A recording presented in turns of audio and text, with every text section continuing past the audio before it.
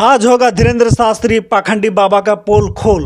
अभी जो है हमारे साथ इस वक्त उपस्थित हैं, अंबेडकर कोचिंग सेंटर चला रहे हैं और बच्चों को निःशुल्क शिक्षा देने का काम कर रहे हैं। साथ ही साथ संविधान का क्लास, इनका यूट्यूब चैनल भी चलता है, त्रिपिटक क्लासेस। उस त्रिपिटक क्लास में संविधान का नॉलेज भी देते हैं और जितने भी बहुजन समाज है, वो जो बाबा साहेब डॉक्टर भीमराव अंबेडकर जो संविधान का कानून दिए हैं और उस कानून के तहत आज पूरा भारत देश चल रहा है, तो उन्हीं से आज हम जानना चाहेंगे कि इस पाखंडी बाबा धीरेन्द्र शास्त्री का क्या उद्देश्य है और समाज में किस तरह पाखंड फैलाने का काम कर रहा है। और आज जो उसका भाई शालिग्राम जो अनुसूचित जाति के घर में जाकर इस तरह अत्याचार करने का काम किया है, तो आप अंत तक बने रहिएगा, आपको बहुत कुछ सीखने वाला है और आपको बहुत कुछ नॉलेज मिलने वाला है। देखिए कितना मोटा किताब लेके आज उपस्थित है हमारे साथ, अंत तक बने रहिएगा। जय भीम नमो बुद्धाय। साथियों, मैं मेघलाल बौद्ध, आप देख रहे तिरसन लाइव टीवी। आज बात होगा बागेश्वर बाबा धाम का पोल खोल। जो धीरेन्द्र शास्त्री दिन ब दिन सोशल मीडिया से लेके यूट्यूब से लेके आप फेसबुक ट्विटर हर जगह वो छाया हुआ है। कभी हिंदू राष्ट्र की मांग तो कभी बहुजनों के अत्याचार, तो आए दिन देखने को मिल रहा है। ये पाखंडी पूरा समाज को धर्म के नाम पे लड़ाने का काम करता है और हर समय धर्म के नाम पे लोगों को बहका के धर्म में डुबाने के काम कर रहा है। तो चलिए हम कुछ हमारे जो यहाँ पे मेंबर साथी जो उपस्थित है, ये संविधान के क्लास देते हैं और संविधान के बारे में जानकार काफ़ी हैं और साथ ही साथ बच्चों को अंबेडकर कोचिंग सेंटर भी चलाते हैं। तो आज हम इनसे जानना चाहेंगे कि ये जो पाखंडी बाबा धीरेन्द्र शास्त्री है, ये किस तरह लोगों को बहला फुसला को मूर्ख बनाने का काम करता है। तो इस संदर्भ में ये हमारे जो पदाधिकारी ऐसा साथी है, ये क्या सोचते हैं। चलिए सर, सबसे पहले हमारे तिरसन लाइव टीवी में हार्दिक स्वागत है। आप हमारे दर्शकों को बताइए कि धीरेन्द्र शास्त्री का संक्षेप में वो क्या करते हैं फिलहाल। सबसे पहले तिरसन लाइव टीवी चला रहे हमारे मेघलाल बौद्ध जी को बहुत बहुत धन्यवाद, चूँकि 2 शब्द मेरा बोलने का मतलब एक प्रकार का हमको समय दिया, इसके लिए मैं इसको सबसे पहले बहुत बहुत धन्यवाद देना चाहते हो। और जो भी हमारे ऑडियंस लोग देख रहे हैं, उन सभी ऑडियंस को मेरी तरफ से नमो बुद्धाय जय भीम पेश करता हूँ। दोस्तों, जैसे इन्होंने बोला कि धीरेन्द्र शास्त्री संक्षेप में बताइए वो काम क्या करता है, तो उसका काम है पाखंडवाद, अंधविश्वास को फैलाना।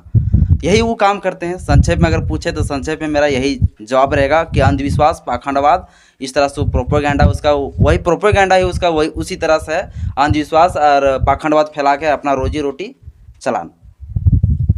तो अभी देखा जाता है वो जो पाखंड जो है धीरेन्द्र शास्त्री, उसको बड़े बड़े फोर्स उसके पीछे रहता है। तो उस शास्त्री का काम पाखंड फैला के किस तरह उस समाज से लुटने। देखिए, सबसे पहले उसके पीछे आगे पीछे जो पुलिस फोर्स जो लगे रहते हैं, जो सरकार उसके पीछे लगे रहते हैं, सरकार का वो मतलब वोट बैंक है, समझे कि नहीं। धीरेन्द्र शास्त्री जहाँ पे उसका जो जहाँ सभा में उसका बैठते हैं, धीरेन्द्र शास्त्री का जो ढाबा जो होते हैं, वो ढाबा में जो लोग बैठते हैं, वो ढाबा से जो है राजनीतिक दल को लोगों जो होता है बीजेपी आरएसएस लोग, वहाँ से उसका वोट बैंक समझ लीजिए एक प्रकार का है। वहाँ यदि सरकार अगर उसको सिक्योरिटी नहीं देंगे तो फिर उसको वोट बैंक उसका खत्म हो जाएगा, वहाँ से उसको वोट मिलता है। इसलिए सरकार आने की सरकार एक पिक्चर भी उसके ऊपर देख सकते हैं, आश्रम पिक्चर।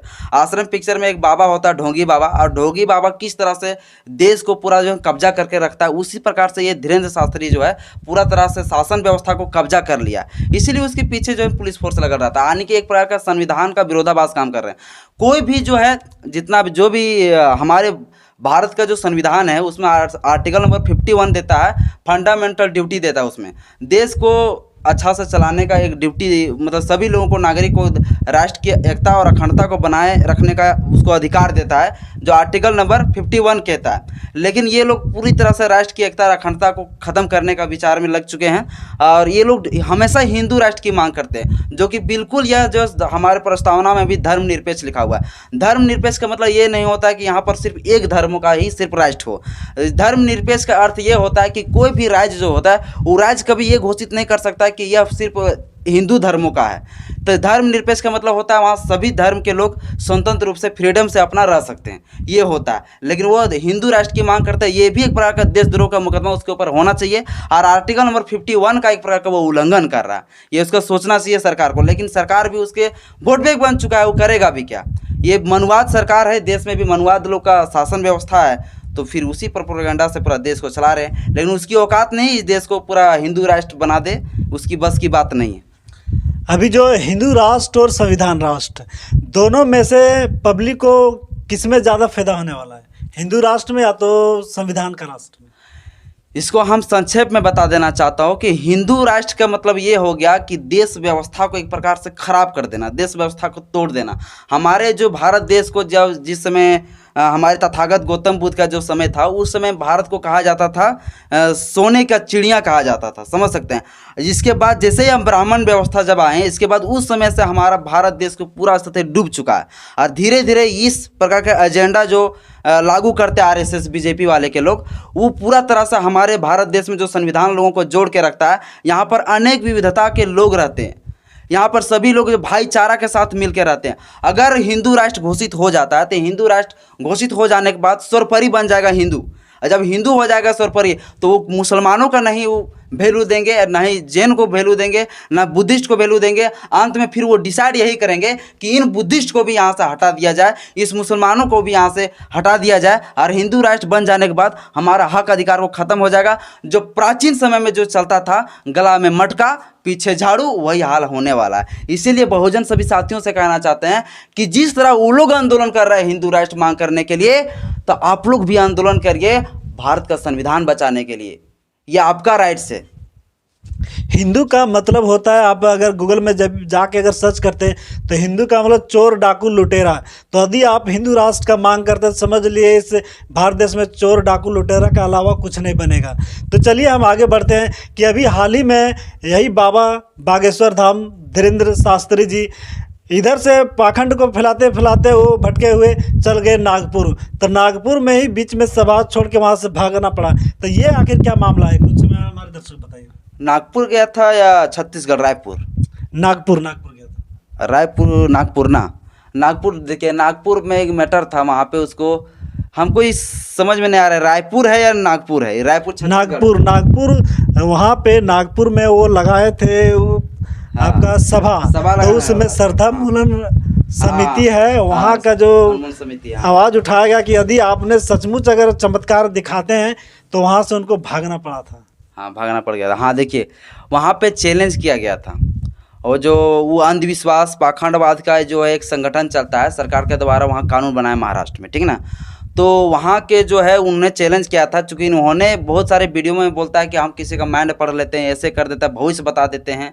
तो इसके लिए उन्होंने चैलेंज 10 दिन पहले से डिसाइड करके रखा था। वहाँ के जो श्रद्धा मूलन समिति का जो वहाँ पर अध्यक्ष थे, वो 10 दिन पहले से वो डिसाइड करके रखे थे कि वो आएंगे तो उससे ये सवाल करना है, ये उन्हीं के भविष्य देख लेते हैं। तो भविष्य कैसे देखेंगे, उन्होंने ये डिसाइड करके रखा था कि जैसे ही वो आएंगे, आने के बाद हम कुछ सामान किसी रूम में रख देंगे और उससे पूछेंगे कि वो, उसका कहना था, वो ढोंगी बाबा का कहना था कि हम भविष्य देख लेते हैं, कहाँ पर क्या रखा हुआ है, कौन अलमारी में क्या सामान रखा हुआ है, वो भी देख लेते हैं। तो उन्होंने डिसाइड किया कि उस दिन आएंगे ढोंगी बाबा, उस दिन जो है उसको चैलेंज करेंगे। उसमें कुछ लाख का दिया गया था कि अगर बता देंगे तो इतना लाख उसको इनाम भी देगा। शायद 21 लाख या कितना था, पता नहीं, कन्फर्म नहीं, हम 30 लाख था, 30 लाख मतलब उसको दे देंगे, ऐसा मतलब बयान उन्होंने डिसाइड किया था कि जैसे ढोंगी बाबा यहाँ बैठेंगे और उसे हम सवाल करेंगे और कुछ जो उसका ढाबा होगा, ढाबा के बगल में ही कोई रूम में कुछ हम सामान रख देंगे, इसको पूछेंगे कि वहाँ पर क्या सामान रखा हुआ है, बताइए। अगर वो बता देते हैं तो फिर उसको हम इनाम देंगे। लेकिन ये जैसे ही इसको बात को पता चल जाता है ढोंगी बाबा को, वो ढोंगी बाबा 2 दिन पहले उस सभा को छोड़ के भाग चले जाते हैं। इससे स्पष्ट पता चलता है कि वो अंधविश्वास और पाखंडवाद को बताने का, फैलाने का वो काम करते हैं। इससे स्पष्ट ये साबित होता है कि जब नागपुर से उसको भागने का काम हुआ, तो यदि उस पाखंडी बाबा का सचमुच अगर ताकतवर होता, सचमुच चमत्कार करता, लोगों को भलाई करता, तो आज भारत देश में इतना गरीब लाचार जो लोग हैं उसको आज काफ़ी मुकाम पे हासिल होता। और समाज में जो शिक्षा की कमी है, रोजगार की कमी है, आज वो अपने शक्तियों से अभी पूरा भारत देश में काफ़ी विकास कर चुका होता है। और तो ऐसा है नहीं, तो पाखंडियों का काम है कि समाज को धर्म के नाम पे लड़ाने का काम करना और धर्म के नाम पे लोगों को, उसको समाज को डुबा देना है। तो चलिए, अभी हाल ही में एक दिन पहले सोशल मीडिया में उसका जो धीरेन्द्र शास्त्री उधर कभी भक्ति के नाम पे बताता है, तो उसी का भाई अभी आपका छतरपुर जो है मध्य प्रदेश में, वहाँ पर एक अनुसूचित जाति के घर में घुस के उसने बंदूक लगा के उसको, उस फैमिली को डराने धमकाने का काम किया। तो उस विषय में आप किस तरह सोचते हैं? सबसे पहले देखिए, ये आरएसएस बीजेपी वाले जो लोग होते हैं, जो हिंदू राष्ट्र की जो भी हिंदू राष्ट्र की मांग करते हैं, ये लोग सबसे पहले जो है देश से प्यार नहीं करते, देश से प्रेम नहीं करते हैं। ये लोग एक प्रकार का टेररिस्ट है, आतंकवाद हम कह देना चाहते हैं। चूँकि आतंकवाद से जो संविधान से नफरत करता है, चूँकि आर्टिकल नंबर 51 में कहता है कि संविधान को बाबू वैल्यू देना पड़ेगा, संविधान को मानना पड़ेगा, और जो संविधान के विरोधाभास जाएगा वो आतंकवाद होगा। तो सीधी से हम उसको आतंकवाद कहते हैं, टेररिस्ट कहते हैं। टेररिस्ट लोग का काम क्या होता है? किसी को धमका देना, किसी को डरा देना, किसी को उड़ा देना, बम बारूद कर देना, यही काम होता है। तो आतंकवादियों लोग के लिए जो है सरकार की व्यवस्था भी किया गया है। देखिए, सरकार के एक कानून भी बना है, 1980 में बना है कानून। उस कानून का नाम है national security act, NSA act कहा जाता है उसको। वो कानून जब बना, वो कानून बनाने का मकसद था, जब कोई भी व्यक्ति अगर भविष्य में ऐसी कोई कांड करने वाला है जिससे हमारी सार्वजनिक व्यवस्था को नुकसान होने वाला है, तो वैसे स्थिति पर नेशनल सिक्योरिटी एक्ट के तहत उसे डायरेक्ट बिना इन्फॉर्म किए, देखिए जो CRPC का सेक्शन जो होता है 50, CRPC सेक्शन 50 कहता है किसी भी गिरफ्तार करते समय उसको जानने का अधिकार है कि मुझे आप गिरफ्तार क्यों कर रहे हो। लेकिन नेशनल सिक्योरिटी जिस व्यक्ति के ऊपर लग जाता है, वहाँ पे CRPC सेक्शन 50 कोई काम नहीं देता है, यानी कि बिना बताए उसको गिरफ्तार कर सकता है, और उसको जो है 5 से 10 दिन तक उसको थाना में बैठा के रख सकता है, कोई बिना बताए, कुछ बिना कुछ पूछे, बिना कुछ बताए। जो व्यक्ति से पता चलता है कि भविष्य में बहुत बड़ा कांड कर सकता है। और धीरेन्द्र शास्त्री और उसका छोटा भाई जो है शालिग्राम, ये दोनों जो है एकदम देशद्रोह जैसा काम कर रहा है। इसके ऊपर नेशनल सिक्योरिटी एक्ट लगना चाहिए। बिना बताए, बिना कुछ किए उसको जो है 10 से 12 महीना तक, 1 साल तक उसको जेल में रख सकता है कोई सरकार। और 10 से 12 महीना के बाद अगर जेल में उसको रखना है तो उसे हम सेंट्रल या तो फिर स्टेट गवर्नमेंट से फिर ऑर्डर लेना पड़ता है। लेकिन 10 से 12 महीना तक उसको, जो व्यक्ति इस तरह से अपराध करता है, उसको सजा होना चाहिए, उसके ऊपर नेशनल सिक्योरिटी एक्ट लगाना चाहिए। और हाँ, जहाँ पे इन्होंने कांड किया था शालिग्राम के ऊपर, जिस सभा शायद शादी था, शादी के अंदर जाके जो है दलित परिवार में, SC के परिवारों में बेटी की शादी थी, उस समय जो इन्होंने बंदूक लहराया, जाके वहाँ मतलब कट्टा लहराने का काम किए, तो इस प्रकार से भी उन्होंने अपराध किया। वहाँ पे भी जो है एक अनुसूचित जाति को उन्होंने सिर्फ इसलिए उसको कर रहा है क्योंकि वो छोटा जाति के इस प्रकार से शोषण कर रहा है। तो वहाँ छोटा जाति होते हुए भी उसको अगर इस तरह से कर रहा है, तो वैसे स्थिति में उसको जो है SC/SC एक्ट भी लगना चाहिए, जिसको कहा जाता है प्रिवेंशन ऑफ एट्रोसिटी एक्ट का सेक्शन नंबर 3। ये इसके तहत उसको जो है उसको धारा लगना चाहिए और उसको सजा होना चाहिए। इस प्रकार के धारा जिसके ऊपर लग जाता है SC/ST एक्ट, उसकी जांच कम से कम करने का जो अधिकार है वो DSP रैंक का होना चाहिए, और उसकी तुरंत गिरफ्तार होना चाहिए, क्योंकि वो जो होता है वो एक प्रकार का एकदम संज्ञेय अपराध है। उस प्रकार से वैसे अपराध में एकदम बिना विदाउट अरेस्ट वारंट का तुरंत गिरफ्तार करना चाहिए, तुरंत। लेकिन अभी तक उसको गिरफ्तार नहीं किया। इससे स्पष्ट पता चलता है कि उसके बड़े बड़े नेता लोग उसके पीछे पड़े हुए हैं। इस संविधान को पूरी तरह से खत्म कर दिए ये लोग। संविधान को कोई माने, संविधान कहता है सबके लिए बराबर होता है, संविधान सबके लिए बराबर है, कानून सबके लिए बराबर है, तो फिर उनके ऊपर ये कानून क्यों नहीं लगता है? तो हमारे लोग को SC/ST लोग को सोचना चाहिए, समझना चाहिए। आज उस परिवार में ऐसा हुआ, आज मेरे परिवार में होगा, कल आपके परिवार में होगा। इसलिए सभी साथी लोगों को खड़ा होना चाहिए और इसकी लड़ाई हम लोग को मिल के लड़ना चाहिए। मेरा ये क्या है। इससे जाहिर ये होता है कि देखिए धर्म क्या चीज़ है। धर्म जो बना हुआ है मानव के लिए, ना कि मानव धर्म के लिए बना हुआ है। इसी धर्म के आड़ में जो बड़े बड़े मंत्री संतरी जो है उस पाखंडी बाबा के चरणों में झुका हुआ है, जिसके वजह से अभी तक उस पीड़ित परिवार को न्याय नहीं मिल पा रहा है।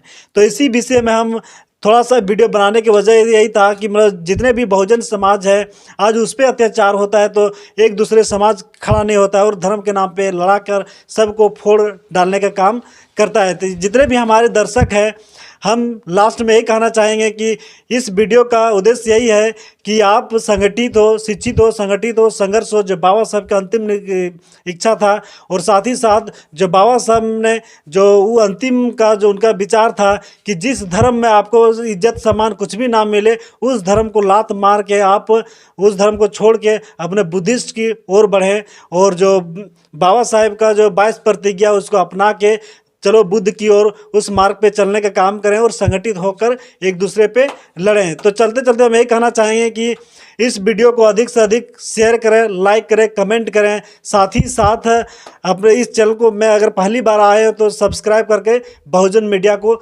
सपोर्ट करें। और अंत में सभी साथियों को जय भीम, नमो बुद्धाय। देखिए साथियों, जीत तो हम लोग का होगा ही। ये 85% और 15% की लड़ाई है। 85% एक दिन जरूर जीतेगा, याद रखिएगा। और कभी डेमोरलाइज मत होइए, और इसकी लड़ाई हम लोग को मिल के लड़ना चाहिए। अंत में मेरे तरफ से भी सभी ऑडियंस को नमो बुद्धाय, जय भीम, पेश।